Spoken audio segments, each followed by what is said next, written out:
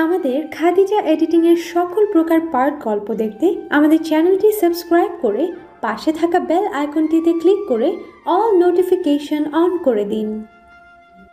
আপনার জীবনের কোনো একটা কিছু শোনাবেন বলে ডেকেছিলেন আমায়, নিন শুরু করুন।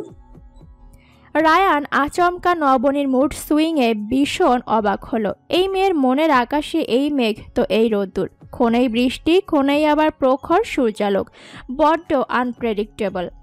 রায়ান ডুবে গেল ওর ছোটবেলায়, ওর বাবা মায়ের ভালোবাসার মন্দবাসার গল্পে, ওর একাকিত্বের গল্পে। এটাকে কি গল্প বলা যায়? এটা তোর জীবনেরই অংশ। শুনেছিলাম বাবা আর মা বিয়ে করেছিলেন ভালোবেসে, কিন্তু আমি যখন থেকে একটু আধটু বুঝতে শুরু করলাম বা যে অবধি আমার মেমোরিতে ধরা আছে, সেই ভালোবাসার ছিটেফোঁটাও দেখিনি, কখনোই না। উদ্দাম ভালোবাসার অনুভূতি এত দ্রুত বিবর্ণ হয়ে যায় কেন বলতে পারেন নবনী? নাকি সেখানে এত ভালোবাসা ছিল না? কি এক অদ্ভুত কাতরতা মেশানো রায়ানের গলায়। নবনী কোনো উত্তর দিল না, তাকিয়ে রইল কেবল। রায়ানের দিকে চোখ রেখেই কফিতে চুমুক দিল। রায়ান অবশ্য উত্তরের অপেক্ষায়ও থাকলো না, নিজের মতো বলতে থাকলো। যে সম্পর্কের শেষটা এমন তিক্ত, সেটার শুরুটা ছিল গভীর ভালোবাসার চাদরে মোড়ানো। বাবা পড়াশোনা শেষ করে তার ডিপার্টমেন্টে যোগ দিলেন লেকচারার হিসাবে। আমার পূর্বপুরুষ ইকোনমিক্যালি এতটা সলভেন্ট ছিলেন না। স্বাভাবিকভাবেই বাবার উপরে পুরো পরিবারের দায়িত্ব এসে পড়ে। বোনদের বিয়ে দেওয়া, বড় ভাইকে ওষুধের দোকান চালু করে দেওয়া, দাদির চিকিৎসা, সব করতে করতে নিজে তখনও বিয়ে করতে পারেননি। এরই মধ্যে পিএইচডি করতে চলে গেলেন আমেরিকায়। থাকতেন নিউ ইয়র্কের বাঙালি কমিউনিটিতে। দিনের বেশিরভাগ সময় রিসার্চে ব্যস্ত থাকতেন। সময় পেলেই বেরিয়ে পড়তেন ঘুরতে। সেভাবেই মায়ের সাথে পরিচয় হয়। মা প্রায় ছোটবেলা থেকেই সেখানে থাকতেন পরিবারের সাথে। আমি তো জানতাম আঙ্কেল আর আন্টি দুজনেরই সাথে বাবার বন্ধুত্ব ছিল। হ্যাঁ, বাবার সাথে আঙ্কেলের বন্ধুত্ব ইউনিভার্সিটি লাইফ থেকেই বা তারও আগে। বাবার আরও 1 বছর আগে থেকেই আঙ্কেল নিউ ইয়র্কে থাকতেন। বাবা ওখানে যাবার পর দুই বন্ধু সময় পেলেই একসাথে বেরিয়ে পড়তেন। অবশ্য একসাথে সময় বের করাটা মুশকিলই ছিল, কারণ যার যার রিসার্চ ওয়ার্ক নিয়ে ভীষণ ব্যস্ত থাকতেন। টাইমিং হতো না সবসময়। মার সাথে তখনই বন্ধুত্ব হয় বাবার। বিদেশ বিভুঁইয়েতে বাঙালির সান্নিধ্যের লোভে সেটা দ্রুত পাকাপোক্ত হয়। পরে তিনজনই খুব ভালো ফ্রেন্ড হয়ে গেলেন। তারপর বন্ধুত্ব থেকে ভালো লাগা ভালোবাসায় পরিণত হয়। সচরাচর প্রেম যেমন হয়, সবটা হয় 2 বছরের মধ্যেই। আফজাল আঙ্কেল তখন ওখানে অবনী আন্টিকেও নিয়ে আসেন। সব ভালোই চলছিল। তাদের বিয়ের 2 বছরের মাথায় আমার জন্ম হয়। ততদিনে আফজাল আঙ্কেল চলে আসেন বাংলাদেশে। আমার জন্মের কিছুদিন পর থেকেই ওদের সম্পর্কে চির ধরতে শুরু করে। এটুকু বলে থামলো রায়ান। গাঢ় একটা দীর্ঘশ্বাস বেরিয়ে এলো বুক বেয়ে। এর পরের অংশটুকু নবনী জানে, কিন্তু রায়ানের ভাবনাটা জানতে চায়। ও নিশ্চিত রায়ান পুরো সত্যি জানে না। জানলে কোনোভাবেই আশরাফ আঙ্কেলকে ভুল বুঝে দূরে থাকতে পারতো না। সেই ভুলের পরিমাণ কতটা তা না জেনে সেটাকে শুদ্ধ করা যায় না। আপনি কি বিরক্ত হচ্ছেন? আসলে আমি খুব একটা গুছিয়ে কথা বলতে পারি না, খাপ ছাড়া ভাবে বলছি হয়তো। একদমই বিরক্ত হচ্ছি না, আপনি বলুন। মনে মনে বলল, আপনার সব এলোমেলো কথা আমি মনে মনে সাজিয়ে গুছিয়ে নিতে পারি। এসব তো বলা কথা। আপনি তো জানেন না, আমি আপনার না বলা কথাগুলো হৃদয় দিয়ে অনুভব করার চেষ্টা করি, খুব করে চেষ্টা করি। রায়ান বলা শুরু করতে সহসা মনোযোগী শ্রোতা বনে গেল নবনী। আমি যখন একটু একটু বড় হচ্ছিলাম, কিছুটা বুঝতে শুরু করি, তখন থেকে দেখতাম একজন আরেকজনের পিছু লেগে থাকতো। একজন ইট ছুড়লে অন্যজন সাথে সাথে পাটকেল ছুঁড়ে মারত। এদিক থেকে কামান দাগালে ওদিক থেকে বুলডোজার রেডি। আমি খুব ভয় পেতাম জানেন, চিৎকার করে কেঁদে উঠতাম ভয়ে। তখন ওরা কিছুটা থামতো। মাঝে মাঝে ঝগড়ার শব্দে মাঝরাতে ঘুম ভেঙে যেত আমার। ভয়ে ছিটিয়ে যেতাম। রায়ানের গলা ধরে আসছে। 6-7 বছরের একটা বাচ্চার জন্য এটা কতটা অসহনীয় সেটা নবনী খুব ভালো করেই বুঝতে পারে। আপনার বলতে কষ্ট হচ্ছে মনে হয়, আজ থাক না হয়। না না, আমি আজই বলতে চাই। যেদিনই বলবো সেদিনও সমানই কষ্ট হবে। কষ্টটা একদিনই পায় না হয়। রায়ানের গলার হাহাকার নবনীকে স্পর্শ করলো ভীষণভাবে। রাতের সাথে পাল্লা দিয়ে ঠান্ডা বাড়ছে, কিছুটা শীত শীত লাগছে এখন। রায়ান আবারও বলা শুরু করলো, মা স্বাধীনতা চেয়েছিলেন, জীবনটা নিজের মতো করে দেখতে চাইতেন, কিন্তু বাবা কেন যেন সেটা পছন্দ করতেন না। ধরে বেঁধে শেকল পরাতে চাইতেন। এটা নিয়েই ঝগড়া হতো। মা ওখানে বড় হলেও দেশের প্রতি একটা অদ্ভুত টান ছিল। বইয়ের তাক ভর্তি বাংলা বই ছিল, রবীন্দ্রসঙ্গীতও গাইতেন। বাংলার প্রতি মার এই টান দেখে দেখে কিনা আমিও বাংলাকে ভালোবেসে ফেলি। ক্ষণেক থেমে আবারও বলতে শুরু করলো রায়ান। ওরা ঝগড়া করলেও আমাকে আঁকড়ে ধরতে চাইতো দুজনই। এভাবেই সময় কাটছিল। আমার বয়স যখন 9 বছর তখন বাবার জীবনে এলো নেন্সি আন্টি। নবনী চমকে উঠল। এজন্যই তবে এক সমুদ্র দূরত্ব বাবা ছেলেতে, কিন্তু সত্যিটা অন্য। আপনি সবটা ঠিকঠাক জানেন তো? প্রশ্ন ছুড়ে দিল নবনী। হ্যাঁ, খুব ভালো করে জানি। এসব নিয়েই তো অশান্তি আরও বেড়ে গেল। শুধু হাতাহাতিটা বাকি ছিল। এরপর সেই ভয়াবহ রাত। চাঁদের আবছা আলোয় খুব একটা স্পষ্ট দেখা না গেলেও রায়ানের অবয়বে ফুটে ওঠা প্রগাঢ় ব্যথা ঠিকই উপলব্ধি করতে পারল নবনী। আমার 13তম জন্মদিনেও তুমুল ঝগড়া হয় দুজনের। অন্য সব দিনের থেকে মার মুখে ছিল দুজনেই। কিন্তু আশ্চর্য কি জানেন, এরপরে কয়েকদিন একেবারে শান্ত হয়ে যায় সব, অতিরিক্ত শান্ত। তখন বুঝিনি যে এটা বিশাল ঝড়ের পূর্বাভাস ছিল। রায়ানের গলাটা একেবারেই ভাঙা শোনালো। ওর জন্য যে প্রগাঢ় মায়া জন্মেছিল নবনীর মনে, সেটা ক্রমাগত কেবল বাড়তেই থাকলো। রায়ান তখন অন্য ঘোরের জগতে, যেন কিছু বলে তাতে ব্যাঘাত ঘটাতে চাইল না ও। সেই রাতের ঠিক 5 দিন পরে সকালে আমি মায়ের ঘরে যাই। প্রতিদিন সকাল 7টার মধ্যে মা আমাকে ঘুম থেকে ডেকে তুলতেন। সেদিন আমার ঘুম ভাঙতে দেখি 8টা পেরিয়ে গেছে। মা যে আর আমাকে কোনোদিন ডাকবে না সেটা তখনও জানতাম না। দরজা ভেজানো ছিল শুধু, ধাক্কা দিতেই খুলে গেল। আর আমি দেখলাম মা ফ্যানের সাথে। আরও বলতে পারল না রায়ান। ভেঙে পড়ল একেবারে। মনের সমস্ত শক্তি একসাথে জড়ো করেও শেষ রক্ষা হলো না। হু হু করে বাচ্চাদের মতো কেঁদে উঠল। কাঁদতে কাঁদতেই বলল, আমি দৌড়ে গিয়ে পা উঁচু করে ধরতে চাইলাম, এত ঠান্ডা পা। আমি চিৎকার করে ডাকছিলাম মাকে, মা সাড়া দিল না। আমার চিৎকারে বাবা ছুটে এলো তার রুম থেকে। সেই শেষ দেখা মাকে। কান্না আটকানোর প্রাণপণ চেষ্টা করে যাচ্ছে ছেলেটা। নবনী ছুটে এলো রায়ানের কাছে। ওর ভীষণ ইচ্ছে হলো জড়িয়ে ধরতে, ওর সব কষ্টগুলো নিজের মধ্যে ধারণ করে নিতে, কিন্তু সেটা তো পারবে না। তাই নিজেকে শক্ত করে রায়ানের কাঁধে একটা হাত রাখলো, শুধু আলতো করে। কান্না আটকাবার চেষ্টা করবেন না, কাঁদুন প্লিজ। ভেতরে যত ক্লেদ আছে, কষ্ট ব্যথা আছে, সব চোখের জলে বের করে দিন।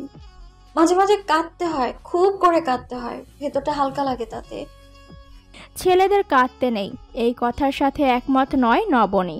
বেদনার ছেলের মেয়েতে বিভেদ হয় না, কষ্ট সবারই সমান।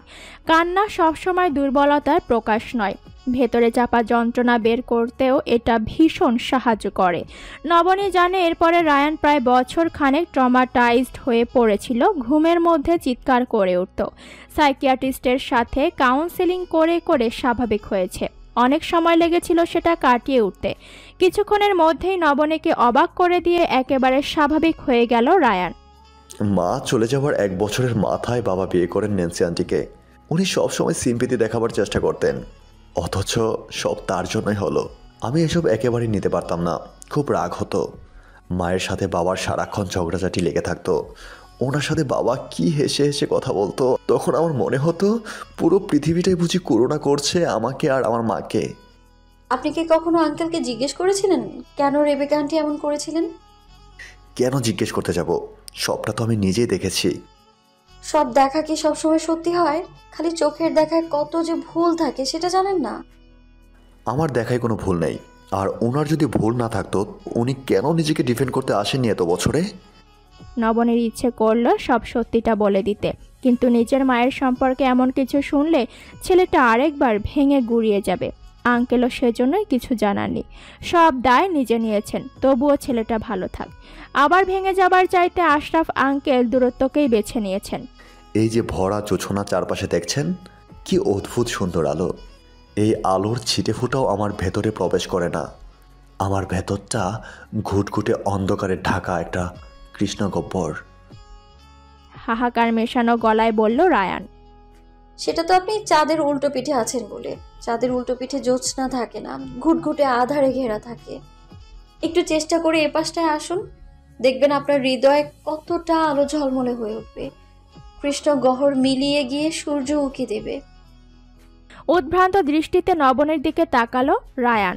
নবনীর কথায় ভরসা করতে ইচ্ছে করছে ভীষণভাবে, আর নবনীর ইচ্ছে করছে রায়ানের হৃদয়ের গহীনে প্রবেশ করে সমস্ত কান্না নিজের করে নিতে।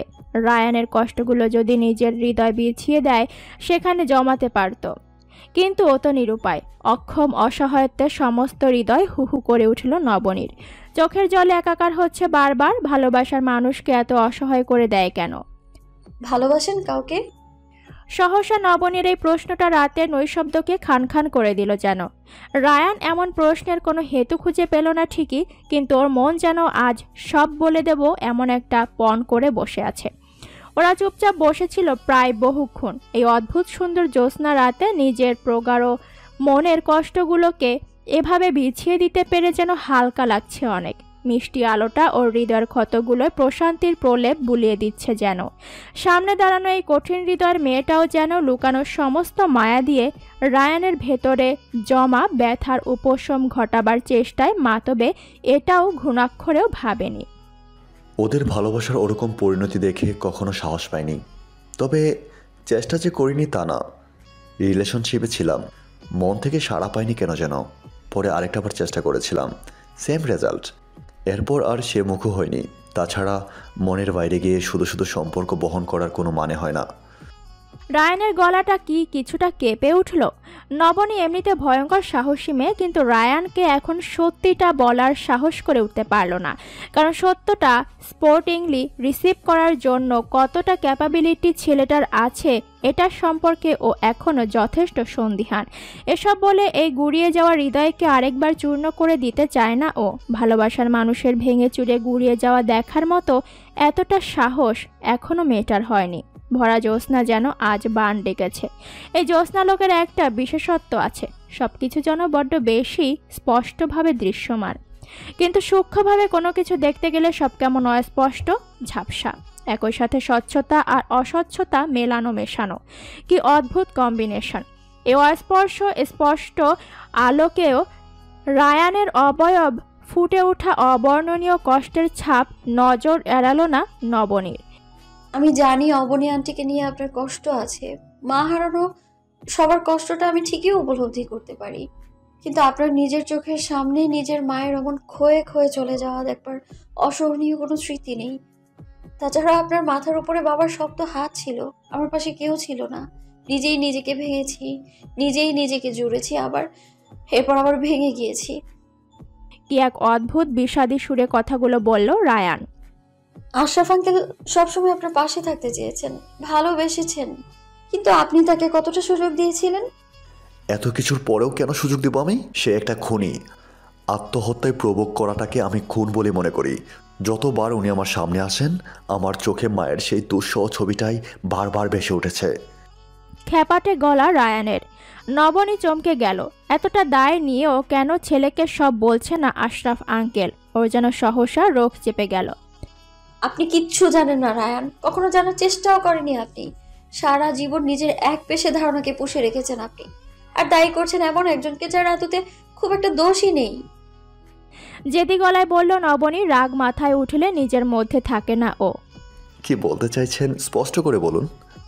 খেকিয়ে উঠল রায়ান। বলতে চাইছি, আপনি একটা ভুলে ভরা জগতে বিচরণ করছেন। চোখে একটা ঠুলি পড়ে আছেন, নিজেকে সব সত্য থেকে গুটিয়ে রেখেছেন আপনি। দৃষ্টি প্রসারিত করেন, অনেক কিছুই জানতে পারবেন।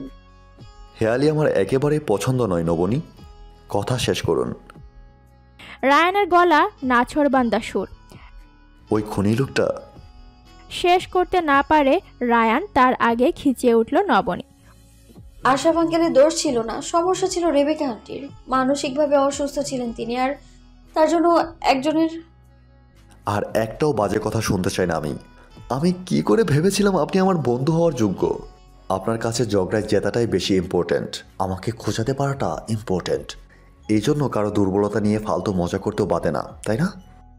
উঠে কার্নিশ ঘেঁষে দাঁড়িয়ে দুহাতে নিজের মাথা চেপে ধরল ক্ষিপ্ত রায়ান। রাগে দপদপ করছে মাথাটা।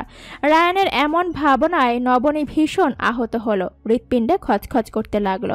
অনেক চেষ্টা করেছিল এসব কথা এখন না বলার, কেন যে আটকাতে পারল না নিজেকে। ঝোঁকের মাথায় রায়ানের কাছ থেকে সযত্নে লুকিয়ে রাখা সত্যটা বলে দিয়েছে, এখন তো পুরোটা বলতেই হবে, পিছিয়ে আসার কোনো সুযোগ নেই। আপনার মনে হচ্ছে আমি এতটা খারাপ যে কারো মাকে নিয়ে জমানো অনুভূতি নিয়ে মজা করতে পারি? মা কেমন হয় সেটাও খুব বেশি মনে পড়ে না আমার। আমার কাছে বাবাই মা, আবার বাবাই বাবা। তবে মা তো মাই হয়। পৃথিবীর কোনো মাকেই আমি কিভাবে ছোট করব রায়ান? নবনীর গলাটা ধরে এলো, চোখ বেয়ে যেন কষ্ট গড়িয়ে পড়া শুরু করলো, নিজেও জানে না। আমি শুধু এটাই চেয়েছিলাম যে সেই লোকটা আপনাকে অসম্ভব ভালোবাসেন, কিন্তু আপনি পর্যন্ত সেই স্নেহ ভালোবাসা পৌঁছে দিতে পারছেন না। সেটা হাত বাড়িয়ে নিয়ে তাকে এই অসহায়ত্ব থেকে একটু উদ্ধার করুন, আর আপনিও কিছুটা তার সান্নিধ্য পান। আর তাই এমন মন গড়া বাজে কথা বলছেন?